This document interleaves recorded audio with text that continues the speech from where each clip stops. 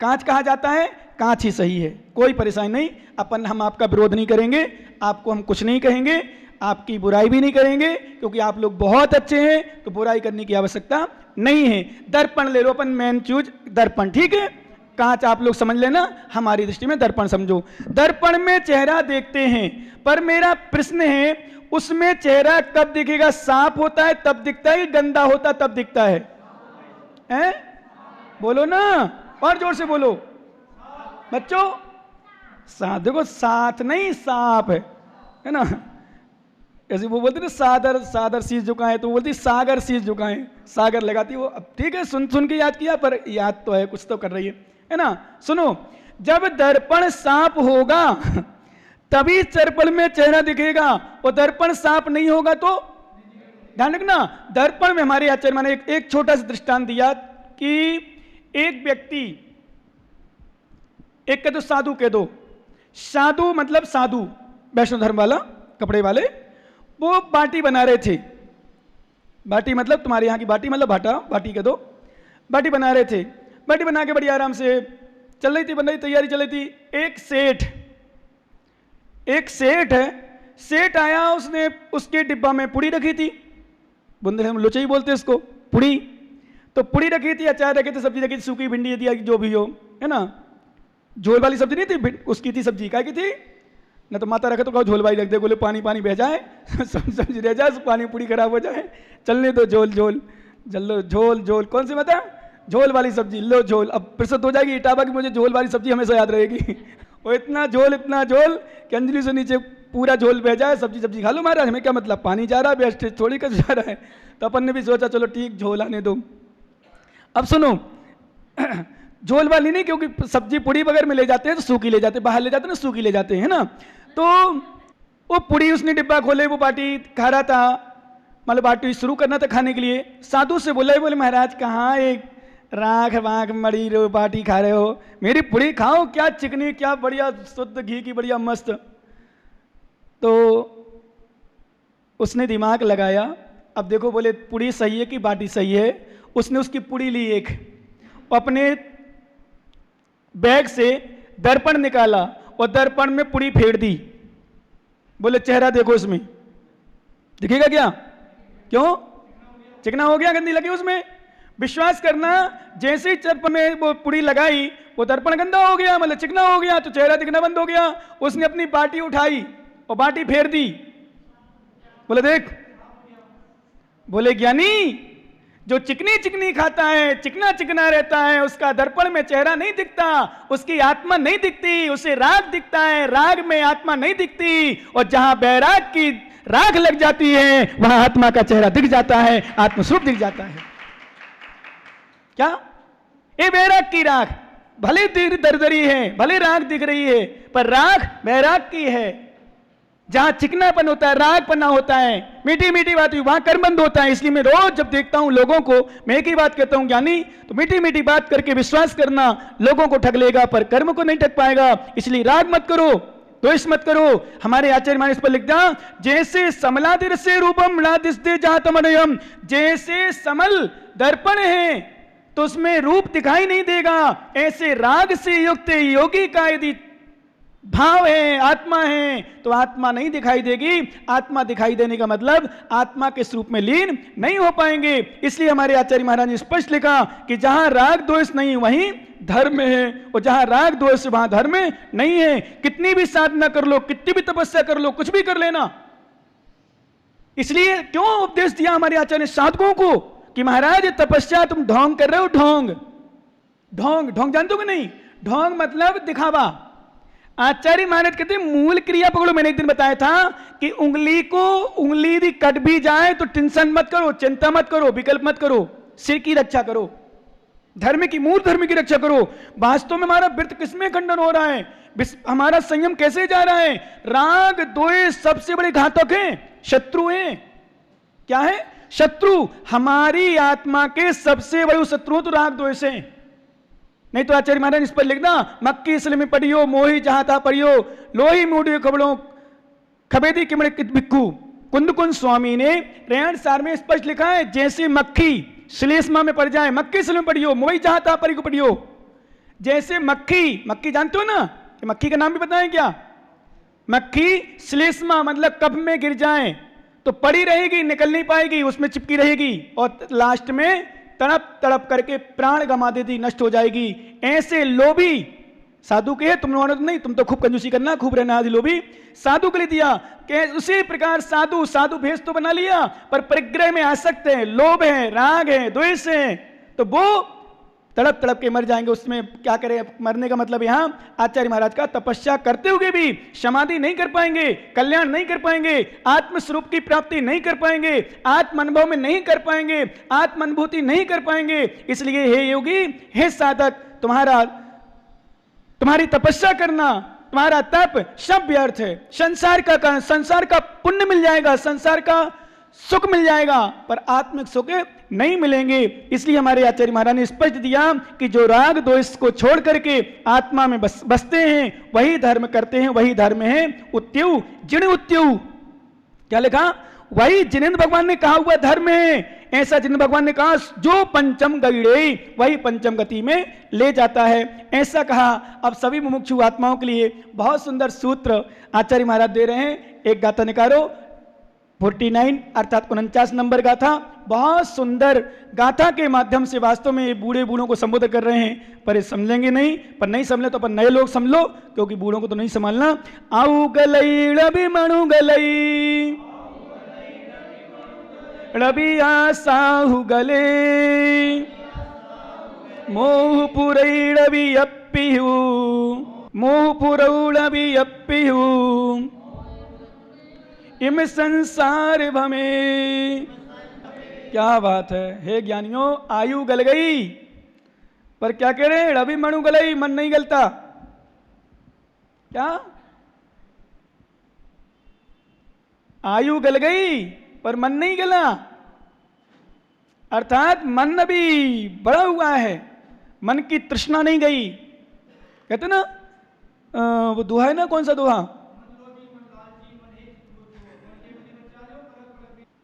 आचार्य महाराज के कहने का अर्थ यह है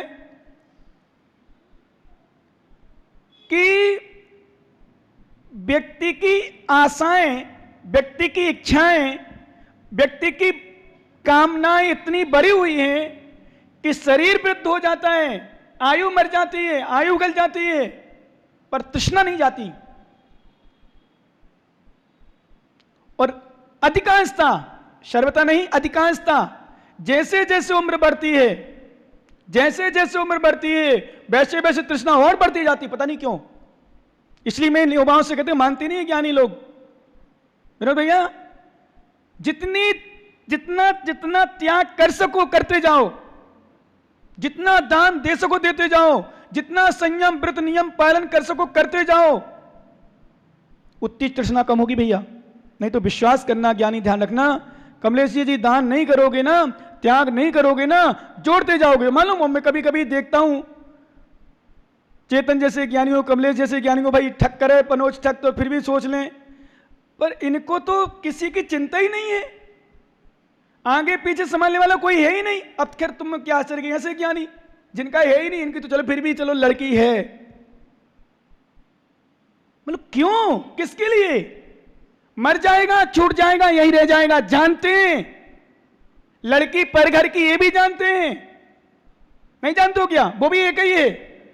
तुम तो मेरी बात मानते हो, यदि ज्ञानी मेरी बात मानते हो, सच बताऊं, जितना दे सको कमाओ, खूब आशीर्वाद दे रहा हूं, लेकिन जितना कर सको दान क्षम्या उतना करते जाओ। लड़की मैंने बताया था एक भीलवाड़ा का, नाम नहीं बताऊंगा, बूढ़ा हो गया, बूढ़ी हो गई, डोगरी, दोनों बच्चे थे, बच्चे संतान कोई नहीं थी, लड़की थी, दूसरी गोद में ली हुई थी। 80-90 लाख का मकान था करीब, अब तो घर 1-1.5 करोड़ का हो गया, पता नहीं। उस समय 2014 मेरा चौथा में रोज कहता था गंगवाल जी, टोंगिया जी, या मुझे ध्यान नहीं आगे पीछे, मैं रोज कहता था कि बाबा चलो जाओगे, कहीं ले जाओगे, माने दे दो, माने मंदिर थारा नाम लग कर दूंगा, ये धर्मशाला में धर्मशाला बना दूंगा। ओ महाराज महाराज, बस हाथ जोड़ के रह जा। हाँ, तो क्या तृष्णा, क्या तृष्णा। मान लो कोई संतान नहीं, इसको मैं रोज कहता, उसके पिताजी से रोज कहता था जब भी आते थे मेरे पास कि ज्ञानी क्या करेगा? बोले महाराज दान करूंगा, पहले मेरी जमीन कोई कब्जा किए थे 5 फीट बड़े, मिली कि मिली नहीं, चले गए बेचारे, दान नहीं। एक बार मेरे पास कागज लग गए, बोले संभालो महाराज, पर भोजन करके आए, बोले महाराज वो कागज देना। मैंने हो लोभी, तू नहीं छुट पाएगा, ऐसी लोभी का पिता का बेटा, कुछ है ही नहीं आगे पीछे, खाने मिल रही है, यहाँ कपड़े मिल रही है, आने जाने किराया और दिला दूंगा, ज्यादा और चाहे तो भाई बैलेंस डलवा दूंगा, और क्या कर सकते हैं। पर नहीं, कीने दोगे जो है ही नहीं हमारा, जिसने 2-4 साल 10 साल से खबर भी नहीं ली, समाचार भी नहीं लिए, अभी भी कोई बात का तो नहीं मानते, ऐसे स्वार्थी लोगों को देगा। मैंने कहा भैया कर जा मंदिर में दान, कर दे त्याग, तेरे नाम से ही मंदिर बना दूं, धर्मशाला तेरे नाम से कर दूं। लेकिन आयु गलती जाएगी, मणु गलई, मन नहीं गलता, मन बहुत खराब है। हमने बताया था 10 चीज, मनु मधुकर मेघो माननी मंदो मरुत मरकुटो मा मदो मस्सो मकारा 10 चंचला, ये 10 बहुत चंचल हैं, मन बहुत खराब। एक क्षण मैंने कहा ना, भोजन करने के पहले मेरे पास पूरे कागज, मैंने मजाक में कह दो, सही भी कह दो, मैंने कहा बाबा कहीं परेशान हो रहे हो, दिल्ली भाग रहे हो, जयपुर भाग रहे हो, यहाँ से वहाँ भाग रहे हो, पैदल हो भी, मतलब वहाँ दिल्ली ट्रेन में, स्टेशन से जाएंगे यदि मान लो कोर्ट जाना है तो पैदल, कचहरी जाना है तो पैदल, पुलिस स्टेशन जाना है तो पैदल, बस स्टैंड जाना पैदल। मैं बाबा ढंग से ना खा पा रहे हो, ना पी पा रहे हो, ना पहन पा रहे हो, दे दे, मैंने छोड़ दे विकल्प, मैं बंदर के नाम से कर दूंगा। तो कागज रख गए, पर मन इतना खराब कि भोजन जब करने गए, बाप साहब बोले महाराज वो कागज उसके नहीं थे रजिस्ट्रेशन के, पर बहुत कुछ थे, तो मैंने कहा रख दिए यहाँ, तो रख गए। भाई महाराज ने कहा मैंने समझाया 2 मिनट समझा गए, लेकिन जबकि कुछ नहीं है गई था, तो मैंने कहा वो लड़का को मैं संभाल लूंगा, मेरी गारंटी का तो लिखित में दे दूं, भाई तारे लड़कों को मैं संभाल लूंगा, ब्रह्मचारी चाहिए, आप कहीं करना थाने। बोले हाँ विश्वास करो, अभी कुछ दिन पहले चले गए, क्या ले गए साथ में, एक दाना नहीं ले गए, छोड़ गए इसके नाम से, बस हो गया काम। अब ये भी अब उनके तो फिर लड़का था, अब इनका तो लड़का भी नहीं। पढ़ी आचार्य महाराज गलत नहीं कहेंगे, योगेंद्र स्वामी की नमोस्तु करो, ऐसे लोगों के लिए लिखा गया था कि डबी आऊ गलई डबी मणु गलई, मन नहीं गलता, सुन लेंगे समझ लेंगे, सत्य को जानते भी हैं कि मेरा कोई नहीं है, मैं कह रहा हूं जो है जो भी है वो भी नहीं है मेरे, जो इसके हैं अपने ले लो, नहीं है। मैंने दुनिया देख ली बहुत, कोई नहीं है, सब स्वार्थी हैं, उसके लिए देना। और मैंने इतना तक भाई तेरे खर्च के लिए मैं जिंदगी भर तेरा ठेका ले रहा हूं, तू तो गाड़ी में घूम, कहीं भी घूम, आराम से ऐस कर, दे दे मंदिर में। पर मन बहुत खराब है अपना, बहुत खराब, इतना खराब है सच में, कई लोग इसलिए फैले हैं, जोड़ते जाएंगे, कितना ऐसे से ब्रह्मचारी के पास तो कुछ नहीं है, कई करोड़ों का सामान, कुछ नहीं है आगे पीछे, किसको देना, घर परिवार, क्या है घर परिवार, कोई नहीं है, भैया भाभी हैं, दीदी जीजा हैं, और दूसरे रिश्तेदार हैं, भक्त, क्या मतलब। आचार्य महाराज जी कहते हैं आयु गल जाती, बूढ़े लोग, वृद्ध लोगों की भी दान की भावना नहीं बनती, त्याग की भावना नहीं बनती, संयम की भावना नहीं बनती। क्यों? आयु गलई मणि रवि मणु गलई, मन नहीं गलता। और मन यदि गल जाए, मन यदि शांत हो जाए, मन की तृष्णा चली जाए, मन का राग द्वेष समाप्त हो जाए, मन से हमारे परिणाम जो विकृत है वो अशुद्ध हो जाए, अशुद्ध है वो शुद्ध हो जाए, विश्वास करना, इसी का नाम मोक्ष मार्ग है। मोक्ष मार्ग किसे कहते हैं? मोक्ष मार्ग मात्र पीछी कमंडल लेना, इसका नाम मोक्ष मार्ग नहीं है। मन गल जाए, इसलिए मैं कई बार कहता हूं, तुम सबके लिए बोलता हूं, अपने लिए बोलता हूं, जब मन हमारा सही होता है, मन में शुद्ध होता है, साधना खूब हो जाती है, खूब कर लो अपन साधना मतलब उपवास कर लो, मन कहता शरीर है सब ऐसा, कुछ नहीं होता मन के ऊपर, मन नहीं गलता, मन कहता कर लो, खाना खा लो, भोजन करो, बाहर कर लो, आदि आदि, और मन कहे तो सब स्वास्थ्य है, और मन के स्वास्थ्य नहीं है तो कछु नहीं, स्वास्थ्य नहीं है। हम देखते ना कभी कभी आप लोगों से, मैंने आपसे कहा क्यों भैया आज पूजा में महाराज थोड़ा सा दर्द कर रहा था, स्वास्थ्य खराब था, दुकान गए, दुकान में तो पूरे बैठे रहे हम, दुकान तो पूरी चलाई है। अज्ञानी मूर्ख लोभी छलिया, अपने आप को छलता है, अपनी आत्मा को छलता है, शर्म नहीं आ रही। धर्म के लिए तेरा स्वास्थ्य खराब है और दुकान जाने के लिए स्वास्थ्य खराब नहीं है।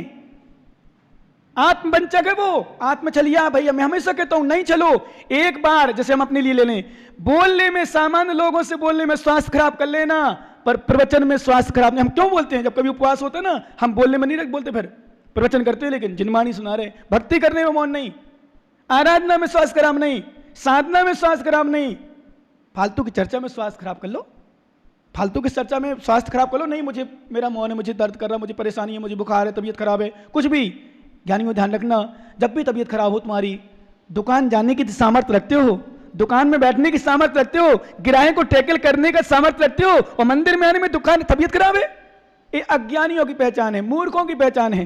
किसकी पहचान है भैया? मूर्खों की, अज्ञानियों की। ध्यान रखना, अज्ञानी वह होता है जो मंदिर से दर्द कर रहा हो, सिर मंदिर के लिए स्वास्थ्य खराब हो, और व्यापार, दुकान और सांसारिक क्रिया के स्वास्थ्य खराब नहीं। और ज्ञानी वह होता है जो दुकान जाने में तो सिर दर्द कर रहा हो, दुकान जाने में तो शरीर स्वास्थ्य खराब हो, लेकिन मंदिर और धर्म करने के लिए स्वास्थ्य खराब ना हो, उसका नाम होता सच्चा ज्ञानी, सच्चा मुमुक्षु, सच्चा। इसलिए आचार्य मार्गे, लेकिन क्या करें, आऊ गलई रवि मणु गलई, रवि आसाऊ गलई।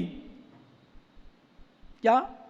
आशा नहीं गलती, आशा तृष्णा ना मरी, कह गए दास मन मरे माया मरे, मर मर जाए शरीर, आशा तृष्णा ना मरी। बोलो ना।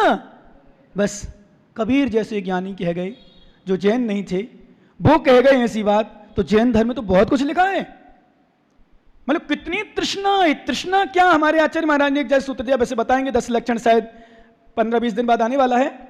अभी तो टेंशन नहीं, विकल्प ही नहीं, अभी तो क्या करना, आराम से आ जाएंगे 20 दिन 25 दिन। अभी तो सुनो, हाँ अभी तो बहुत दिन है, नरा दिन है, ऐसे चतुर्मास के लिए बहुत दिन है। अभी तो चतुर्मास आ जाओगे, आराम से निकल जाओगे। अभी तो बहुत, दीपावली बहुत दिन है, अभी तो 3-4 महीना 5 महीना अभी तो क्या करेंगे अभी से अपन, है ना। कुछ नहीं सोचना, आशा। दुकान में तो समय कम है, दुकान के लिए तो प्रियपन। ज्ञानी आचार्य कहते हैं 10 लक्षण बताऊंगा मैं। आशा गर्ता प्रति प्राणी यस्मिन् विस्मणुपमम्,